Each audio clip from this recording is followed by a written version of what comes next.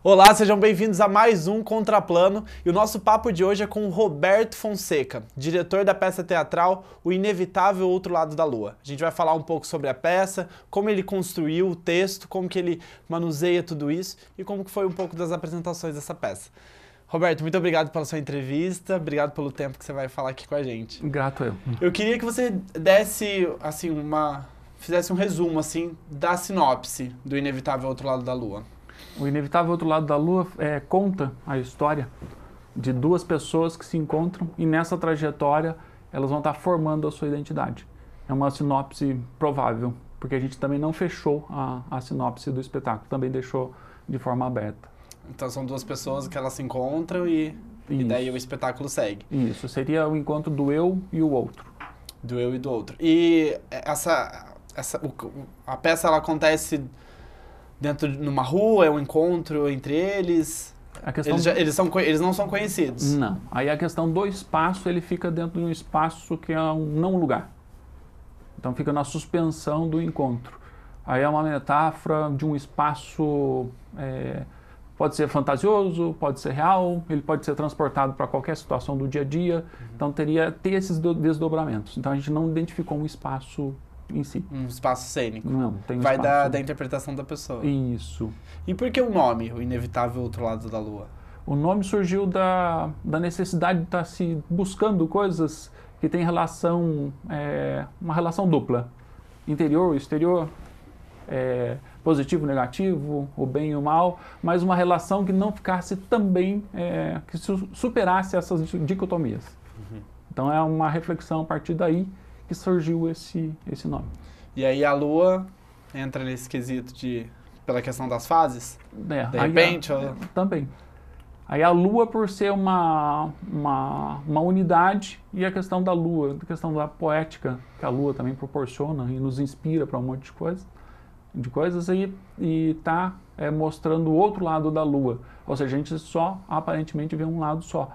Mas ela está em rotação e ela está assim se mostrando o tempo todo também o seu outro lado. Então é uma metáfora, um jogo em relação a essa relação da Lua. E a Lua, a importância que ela tem em relação à Terra, de equilíbrio, então tem toda uma simbologia também associada a isso. E aí traz a questão da nossa identidade, né? Que a gente, muitas vezes, as pessoas veem um lado só da nossa identidade e nós somos mais. Então, isso. Você busca trazer isso nos dois personagens, assim, todos os lados deles. Isso, o tempo todo.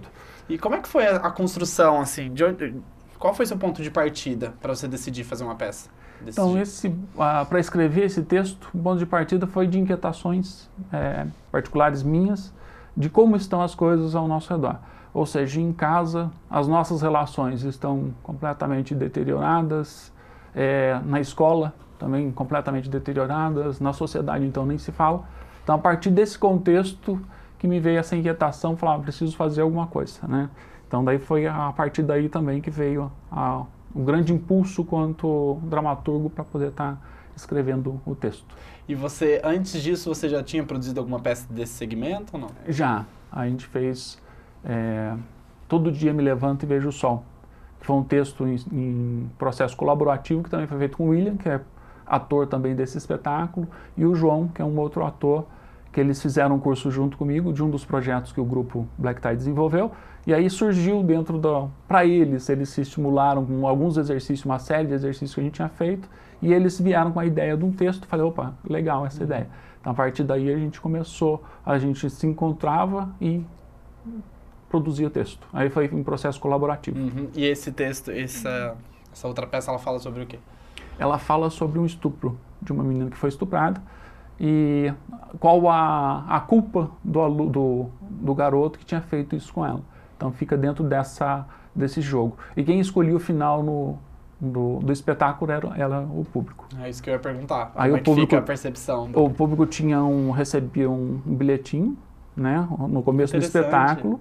Aí o espetáculo ia contando toda a sua trajetória, e aí há um tempo de parar o espetáculo, como se fosse uma pausa bem curta, os atores sabiam qual era o final, e aí eles faziam a cena, que era se o garoto era considerado culpado ou inocente dentro daquela situação toda. Uhum. É que também a gente não quer um tema muito polêmico e é muito denso.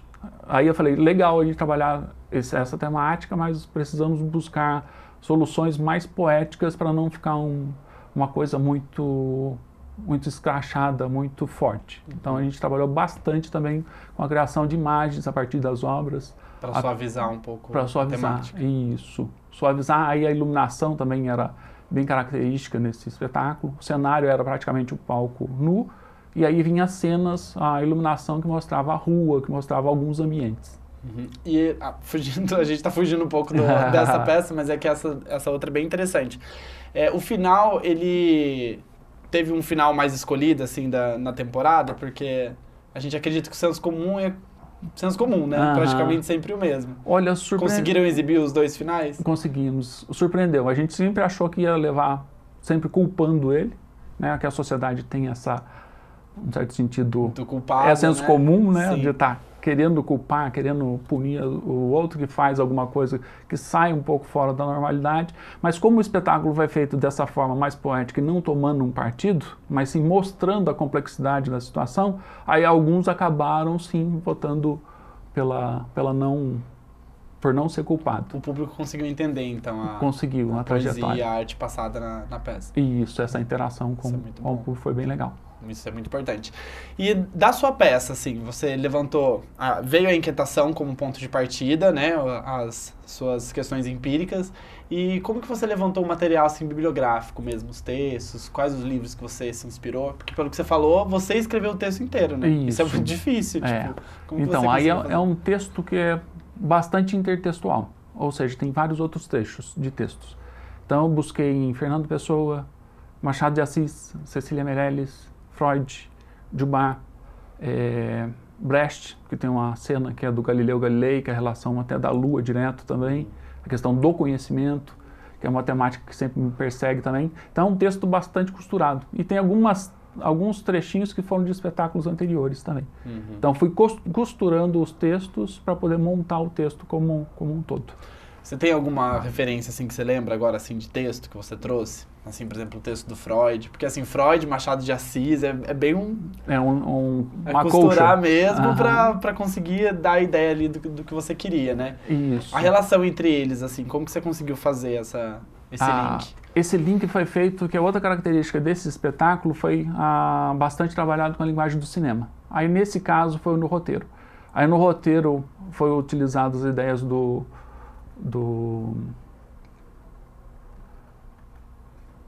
Fugiu completamente agora. Na verdade foram várias ideias, mas é do Campbell, Joseph Campbell, o mito do herói.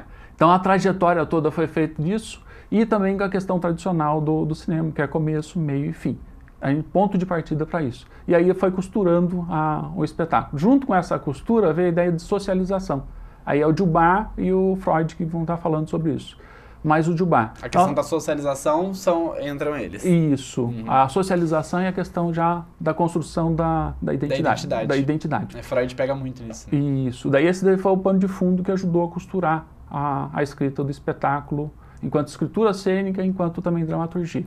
E aí Machado de Assis, Carlos Drummond de Andrade, eles dão a poesia Isso, daí cada um deles, o trecho que foi selecionado de cada um deles é para estar ajudando dentro da socialização primária, socialização secundária. Então ele foi colocado em momentos específicos para poder estar falando isso.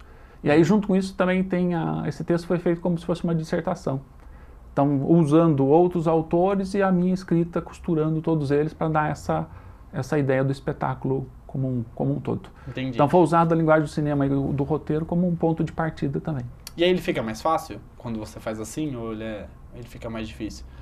Dentro da sua temática, né? Que é uma temática onde você não tem muito um controle, assim, você não consegue dizer o que vai acontecer, né? Cabe muito a percepção do outro mesmo. Então, essa tensão, ela já surgiu desde aí, desde a construção do espetáculo, do texto, de não estar muito controlando. Ou seja, tem a ideia, que era essas inquietações que eu falei, mas de como transformar isso, como transportar isso para o texto e para o texto do teatro. Então foi uma instabilidade constante de estar trabalhando. E a gente se jogar nesse universo de incerteza mesmo. E no texto você constrói os personagens, assim, de uma maneira que vão os dois personagens, ou ele é um texto que o ator iria ler e cada um ia interpretar ele de uma forma, ou você já construiu, assim, os dois personagens? Porque, assim, o Inevitável é Outro Lado da Lua, então, pelo que eu entendi, os dois vão mostrar as suas identidades e todos os seus lados, né? Existe uma divergência entre eles, ou o texto, ele é geral? Então, essas colocações, tudo que você está falando é extremamente pertinente ao que foi feito. Mas isso daí seria a sua visão enquanto espectador. Entendi. Aí, para a gente construir o espetáculo com os atores, ou eu escrevendo o texto, não foi esse o ponto de partida, né? Então, tem lá, assim, como a gente está chamando de figura e personagem. Mas figura e personagem. Isso, seria mais figura do que personagem. Porque ele não é necessariamente uma construção de um personagem. Aí os dois atores fazem o eu e o outro. Então seria como mais uma figura alegórica e que sirva de... espelho, mais ou menos, né? Porque você olha o personagem eu como se fosse você. Isso. E o outro é como o outro te vê. Aí essa construção da alteridade, porque a construção do eu, da identidade, sempre precisa do outro, né? Do diferente. Que é outra coisa também da pauta da discussão do momento, que a gente precisa ainda avançar muito nesse sentido. Então a peça vai trazer várias camadas na discussão. E aí, em relação ao personagem, não existe o personagem. Então são os atores, por isso que também a gente chama, na ficha técnica, a gente coloca personagem, atores, performers. Porque os atores dentro do teatro tradicional, onde que eles constroem o personagem, faz todo um processo para a caracterização daquele personagem. Nesse tipo de teatro, não. Ele é mais performático, onde o ator tem que trazer mais as coisas dele. A perspectiva pessoal. A perspectiva pessoal dele. Então é como se fosse um depoimento o tempo todo do ator. Em alguns momentos, na montagem do espetáculo, a gente usa de recursos do teatro tradicional, né? Mas também sempre como ponto de partida. Mas mais ou menos em que momento? Só para eu conseguir entender, assim, como que eles fazem. Então, aí a gente parte sempre disso, dos princípios da linguagem do teatro tradicional. Personagem, aí foi lá. Algumas situações os atores perceberam que trabalhando daquele jeito não dá. Aí, num certo sentido, é uma armadilha minha enquanto diretor em relação ao ator. Para ele construir, e não eu ficar intervindo. Então eles tiveram que descobrir em alguns momentos que aquele caminho não dava, tinha que buscar outros caminhos. Aí de novo a questão da incerteza em relação a isso. Então eles construíram caminhos para poder estar dando vida àquelas cenas a cada momento do espetáculo. Em algumas partes a gente acabou priorizando mais o teatro tradicional, né? A gente trabalhou com a neutralidade, onde que o ator está bastante presente, mas é mais tecnicamente, ou seja, com a voz e com o corpo, para poder estar deixando fluir aquela situação, aquele clima, daquele momento a situação da peça. E no seu texto, você tem algumas citações que você faz para a peça, assim, algumas falas, que traz de repente Freud, as referências que você pegou, ou o texto é inteiro mesmo escrito por você? Não, assim, tem só inspiração, não tem nada de citação mesmo? Não, aí no caso do Freud tem sim um texto que é uma citação direta dentro do texto, mas isso foi incorporado na fala dos atores, né, na fala dos performers. Então eles vão falando o texto, quem assiste precisa ter um conhecimento específico dessas obras para poder identificar. Caso não consegue identificar, vai passar como se fosse um texto, uma fala normal. Porém, quem não conhece consegue entender a mensagem que você quer passar. Consegue. Aí, na realidade, não é a mensagem que a gente procurou passar, na realidade também ela é aberta, né? É a nossa inquietação, a minha inquietação, a inquietação dos atores, e a partir disso, quem vai construir a sua inquietação também é o público. Então, na verdade, você construiu o texto, mas o texto ele é visto, quando o ator pega para interpretar, são 3 textos diferentes, né? Do diretor, do ator, e do eu e do outro, né? Sim. Porque acaba tomando uma proporção ali para passar essa mensagem de identidade, né? Cada um constrói o texto, mas pega a sua identidade. Exato. Bem interessante. A gente vai dar uma pausa aqui no nosso papo. Nós estamos aqui com o Roberto Fonseca, que é diretor da peça de teatro O Inevitável Outro Lado da Lua. A gente está batendo um papo aqui sobre a peça, a gente vai dar uma pausa, mas depois do intervalo a gente volta para conversar um pouco mais. Fica por aí.